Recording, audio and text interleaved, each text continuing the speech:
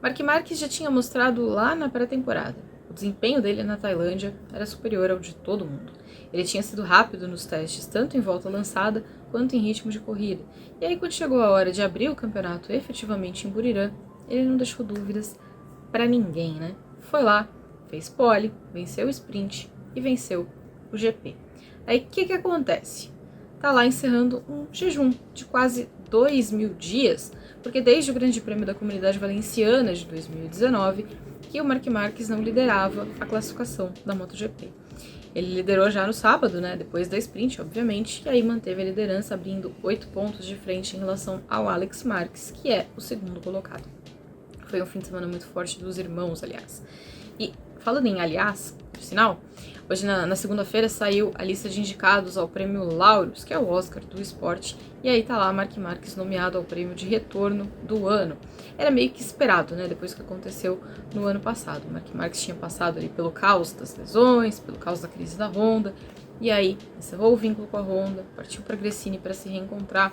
O projeto deu certo, garantiu a vaga na equipe de fábrica da Ducati, então era uma expectativa de que ele tivesse mesmo nessa lista de indicados. Tá aí, tá confirmado, tá nomeado, só que para a torcida brasileira vai ter um probleminha para a gente poder efetivamente torcer por uma vitória da MotoGP, né? Porque Marc Marques está concorrendo com Rebeca Andrade, então a gente vai ficar dividido entre torcer por Marc Marques ou torcer pela nossa ginasta.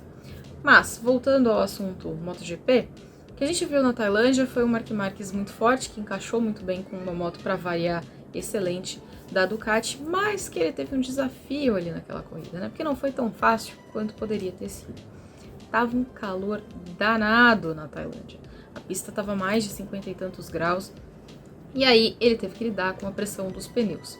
Na sétima volta, a gente teve ali um momento em que o Marc Marques deu uma diminuída, olhou para trás, aí o irmão passou e ficou todo mundo naquela, ué, o que aconteceu? Primeiro veio uma dúvida de será que teve um problema na moto? Mas aí, logo ele retomou a performance, a gente viu que não tinha nada de errado com a Ducati, a própria equipe confirmou que não tinha tido nada de errado com a moto, então veio a suspeita de que, opa, alguma coisa com os pneus. A gente sabe que a Ducati tem um sistema ali que ela alerta o piloto se ele está cumprindo o regulamento, porque o regulamento da MotoGP exige que ele fique dentro ali de uma janela de pressão por boa parte da corrida. E ele recebeu um alerta de que se ele não resolvesse o problema em 3 voltas, ele tomaria uma punição. E ele resolveu o problema. Ele deixou o irmão passar, foi para trás, porque aí quando você está atrás de alguém, a pressão do pneu dianteiro aumenta. E era isso que ele precisava subir a pressão do pneu para atender a exigência regulamentar.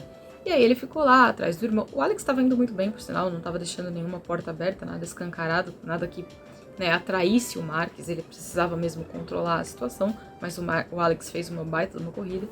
E aí só no final, 3 voltas pro fim, o Mark foi lá, passou e aí disparou na frente, não deu mais chance para ninguém e ganhou a corrida de maneira efetivamente dominante. Mas a genialidade dele estava nisso também, né? De saber ver que, opa, preciso lidar com isso daqui, como que eu vou fazer? Deixou passar e aí fez o que tinha que fazer para garantir a vitória livre de qualquer problema.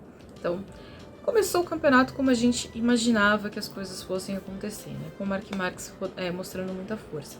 Agora, teve muita gente também falando, logo depois da sprint, o campeonato já acabou. Faltam 42 corridas, né? O campeonato tem 22 etapas, 2 corridas por etapa, então ainda tem um longo caminho aí pela frente. Pode ser que ele ganhe o campeonato, pode ser, ele saiu da Tailândia favorito. Mas ainda tem muita coisa para acontecer, então depois do primeiro fim de semana, não dá para dizer que o campeonato acabou. Mas que ele é favorito, ele certamente é. Agora, me conta aí, tava esperando alguma coisa diferente de Marc Marques pra esse fim de semana? E tava esperando alguma coisa diferente dos outros também? Teve uma galera ali que surpreendeu, né? Uns pra bem, outros pra mal. Me conta e a gente se vê depois. Valeu!